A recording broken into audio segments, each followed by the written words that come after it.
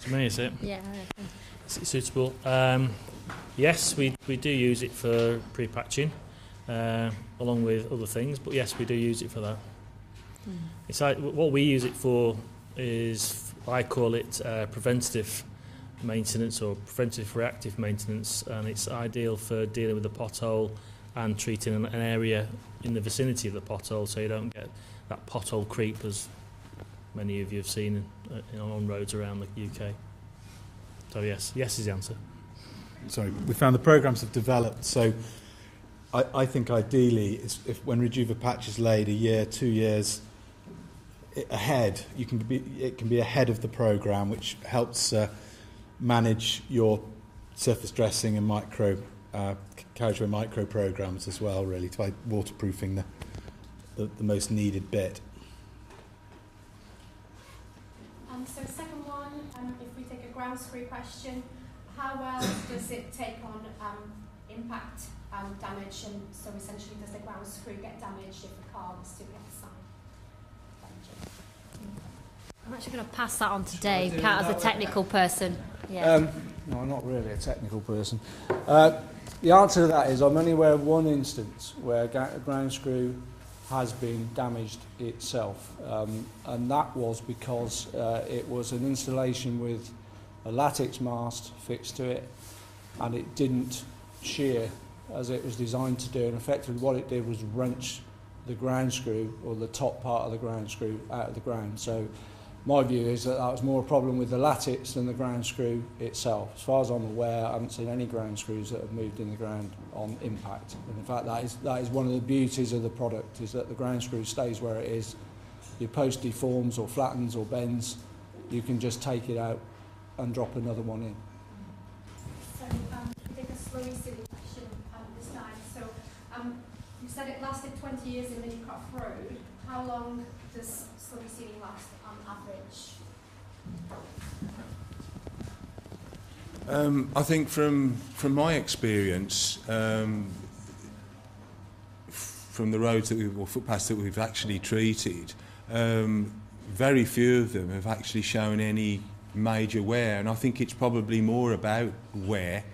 Obviously, I think the material is designed, or the process is designed, whereby you extend the life, but basically it's about the product that you've laid, and that takes the wear. It has obviously good wearing qualities.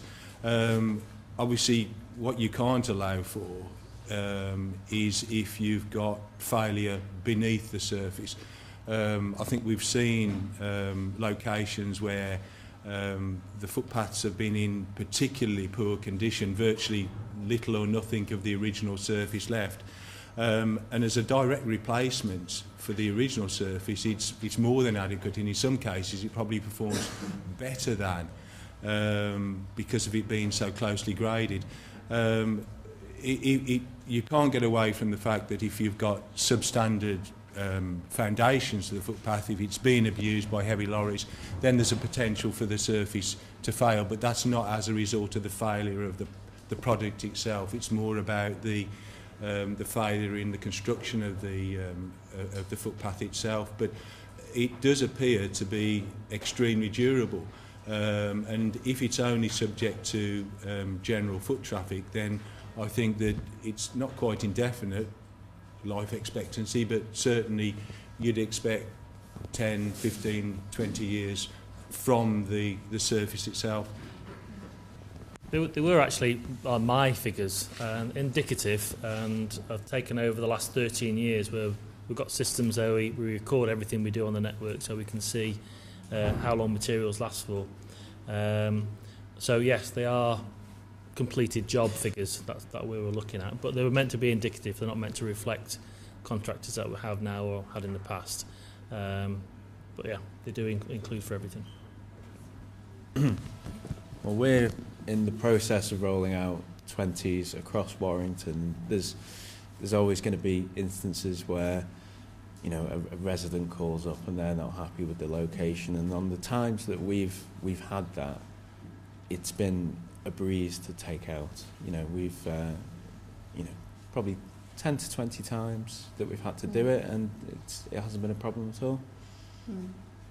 One word answer, no, unless it's solar powered. We are working on that, but no, Groundscrew isn't yet suitable for anything illuminated unless it's either battery powered like the MVAS or a solar powered unit. Yes, we haven't worked that out yet, nor have the Germans, as it happens. It's granite aggregate. The sizes vary. We can use up to 10 mil in size, depending on the deterioration. And there aren't recycled aggregates in it, but there are fibres and then a developed bitumen binder course. Slurry seal, can it be used both as a maintenance and repair product? Or they're not the same. The slurry seal we use for doing large areas of our housing network on occasion. We don't tend to use it in smaller areas, but there's no reason I don't think why we couldn't. I mean, perfect example is outside really, but it's just making sure that it's viable for the team, etc., to mobilise and get in to do it. But yeah, we tend to use it on larger areas, or try to. I'm looking at Gavan in the room now. Try to use it on larger areas where we've got the work, and where it requires it as well, because it's horses for course, isn't it? I don't actually know. I mean, it's over. We talked earlier this morning about how they used to reconstruct footways, and I don't know what a reconstructed footway is. £20 a square metre. In excess of that. So if you're talking about £3 to £10 for doing a different hand applied slurry micro asphalt, you're talking about well over 50% savings. What we're trying to do at the moment is not just look at how much it costs per square metre, because I think it just gives you a false economy really. I think, and this applies to all products, but I think you really need to be thinking about how long it lasts for and building that in. So you're looking at how much it costs per square metre per year, because that is really what you should be looking at. That's in terms of the whole life cost of a product. That's what we're certainly trying to look at anyway. Clearly, some products will apply at certain times and some won't, but looking for the future, that's what we're trying to apply. So we're looking at cost per square metre per year, and then the longevity of these more expensive products can be taken account of, as can those products that aren't expensive but last a long time. And it becomes very clear then which ones you should be picking for the different types of job. But having the right skills to pick the right material at the right time for clients, I think, is as critical as getting a good price. Just to touch in on that, I mean, I think the biggest, one of the largest savings, I appreciate that materials, whatever materials they are expensive, but one of the major costs nowadays is the disposal of materials. Tipping costs are incredibly high now, and that can vary depending on which part of the country you're in. The fact that you don't actually have to remove anything, that you're not spending time excavating something out, there's a large saving to be made in that from that point of view. But listening to what you're saying about a square metre, I think obviously with regards to us having a contract, and everybody likes to think we've got a price per square metre and that's what it's going to be, and it might be £2, £3, £4, £5 a square metre, but I think that you don't want to get too wound up in that, because basically it's all about doing the right job with the right materials. And I think we were discussing earlier on about the fact that the product itself is a proven product. It's extremely successful. But like most products, they're only as good as the time and effort you're prepared to put into applying them.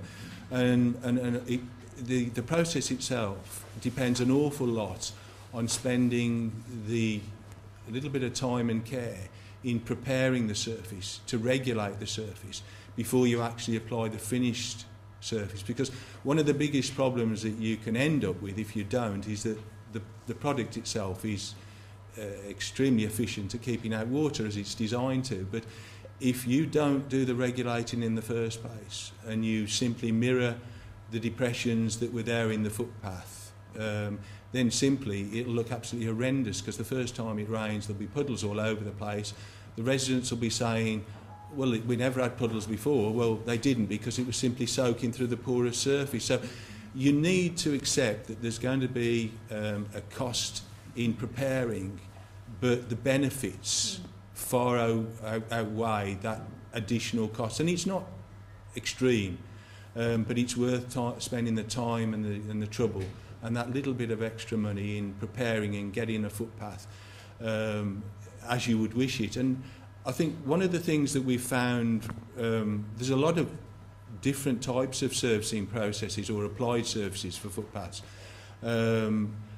But the great thing about this product is that it's black and it mirrors tarmac. And if you talk to any resident, they want tarmac. They don't want surface dressing, they don't want this, they don't want that. And to be truthful, for the layperson, once it's down, they don't know any different. They think it's tarmac and it looks like tarmac, and we get very, very few complaints about the appearance of the product itself. And I think that's certainly something that's in its favour, irrespective of all the other benefits that you get from a maintenance point of view. I think I could perhaps answer that, although we've not actually carried out any Rejuvopatch yet, but it's something we're going to embark on this summer. Probably 2 years or so ago now, we had a particularly bad winter, and we had most of the local authorities had funding from central government to carry out so-called repairs to potholes. We carried out quite a large programme of work, and we were finding that as a result of having to put on quite significant traffic management, which potentially you don't have to do with the Rejuvopatch in the same way, we were having to pay anywhere between £50 to £100 a square metre for a conventional two-course patch, and in most cases you were talking of somewhere in the region of around 100 mil construction.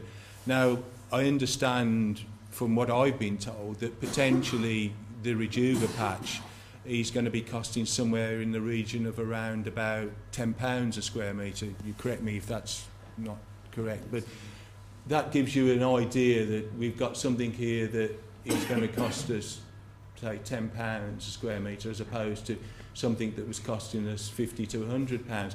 And also, I think that the benefits that I can see from it is the fact that the conventional process of patching can be quite destructive to the carriageway and surrounding areas.